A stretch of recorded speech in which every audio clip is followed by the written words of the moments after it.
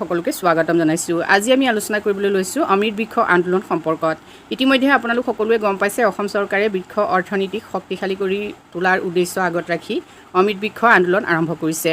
ইতিমধ্যে ইয়াৰ লগত সংযুক্ত কেইবাটাও কাৰ্যসূচী সম্পন্ন হৈছে, কিন্তু সকলোতকৈ ডাঙৰ কাৰ্যসূচীটো প্ৰধান কাৰ্যসূচীটো 17 ছেপ্টেম্বৰত যেহেতু হ'ব আৰু 17 ছেপ্টেম্বৰত যিসকলে গছপুলি ৰোপণ কৰিব সেইসকলে গছপুলি ৰোপণ কৰি জিঅ'টেগ ফটো আপলোড কৰিব লাগিব।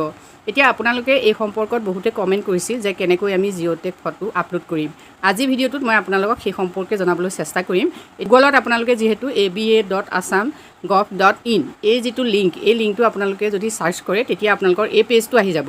এই পেজটো সম্পৰ্কত মই ইয়াৰ আগতে কেইবাটাও ভিডিঅ' প্ৰস্তুত কৰিছোঁ যে কেনেকৈ আপোনালোকে ৰেজিষ্ট্ৰেশ্যন কৰিব লাগে, কেনেকৈ প্লেচ চাৰ্টিফিকেট উলিয়াব লাগে। সেই একেটা পেজেই মানে লিংক একেটাই হয়, aba.assam.gov.in এই লিংকত গ'লে আপোনালোকে এইটো পেজ পাব। এতিয়া ইয়াত চাওক, ইয়াত এই ৰঙাকৈ দেখিছে আপোনালোকে, ইয়াত বাৰে বাৰে আহি আছে যে ৱাটছ the video' to find out how to upload images with the mobile. এতিয়া আপুনি মোবাইলত কেনেকৈ ইমেজ আপলোড কৰিব সেই সম্পৰ্কে ইতিমধ্যে এটা ভিডিঅ' ইয়াত আপলোড কৰা আছে। গতিকে আপোনালোকে যদি আৰু ভালকৈ চাব খোজে তেতিয়াহ'লে আপোনালোকে এই পেজটোত গৈ সেই ভিডিঅ'টো চাই ল'ব পাৰে।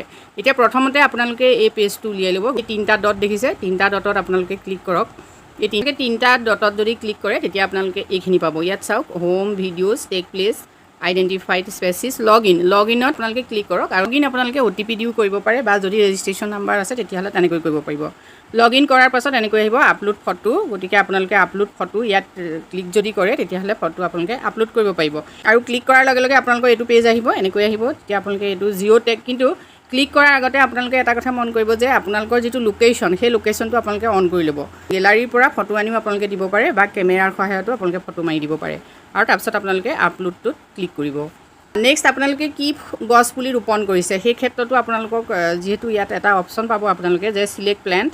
এতিয়া প্লেণ্টবিলাক আপোনালোকে চিলেক্ট কৰিব কি গছজোপা ৰুইছে, যিটো গছ আপোনালোকে ৰুইছে সেই গছজোপাৰ নামটো আপোনালোকে ইয়াত এনেকৈ পাই যাব ক্লিক কৰিলে। গতিকে যিজোপা গছৰ ৰুইছে সেই গছজোপা যিটো নাম সেই নামটোত আপোনালোকে ক্লিক কৰি দিব। কৰাৰ পাছত আপোনালোকে আপলোড কৰিব পাৰিব। যদি আপোনালোকে ক্ৰপ কৰিব লাগে ফটোখন ক্ৰপ কৰি দেখুৱাব পাৰিব।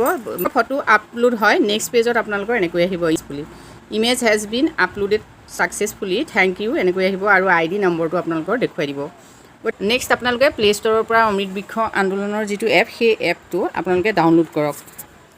এপটো ডাউনলোড কৰাৰ পাছত আপোনালোকে এইটো পেজ পাব, অমৃত বৃক্ষ আন্দোলন growing the tree economy of Assam এনেকৈ পাব। ইয়াত আপোনালোকে চাওক হোম ৰেজিষ্ট্ৰেশ্যন লগইন, যিহেতু আপোনালোকৰ ৰেজিষ্ট্ৰেশ্যন ইতিমধ্যে হৈ গৈছে, এতিয়া আপোনালোকে লগইন কৰিব লাগে। গতিকে লগইনত আপোনালোকে ক্লিক কৰক। লগইনত ক্লিক কৰাৰ লগে লগে আপোনালোকৰ এইটো পেজ আহিব। চাওক অমৃত বৃক্ষ আন্দোলন লগইন ফৰ্ম, অমৃত বৃক্ষ আন্দোলন লগইন ফৰ্ম। ইয়াত আপোনালোকে enter registered mobile number, enter registered number, get OTPত ক্লিক কৰিব। এতিয়া এণ্টাৰ কেপচা, এইটো এণ্টাৰ কেপচা, এই কেপচাটো আপোনালোকে তাৰপিছত ভৰাব। আপোনালোকৰ অকণমান দেৰি ৰ'ব, যিহেতু OTP কাৰণে আপোনালোক অকণমান দেৰি ৰ'ব লাগিব। আৰু লগইন কৰাৰ নেক্সট পেজত আপোনালোকে আপলোড কৰাৰ যিটো অপশ্যন সেইটো আহিব। সেইখিনি কমপ্লিট আগতে দেখুৱাখিনিৰ দৰেই হয়। গতিকে আপোনালোকে অমৃত বৃক্ষ আন্দোলনৰ এই এপটোৰ জৰিয়তেও ফটো আপলোড কৰিব পাৰিব। মাত্ৰ আপোনালোকে লোকেশ্যন অন ৰাখিব যেতিয়া ফটো আপলোড কৰে। আজিৰ ভিডিঅ'টোত আমি আপোনালোকৰ এইখিনি কথা আলোচনা কৰিছোঁ। যদি আপোনালোক উপকৃত হৈছে কমেণ্ট কৰি জনাব। ধন্যবাদ।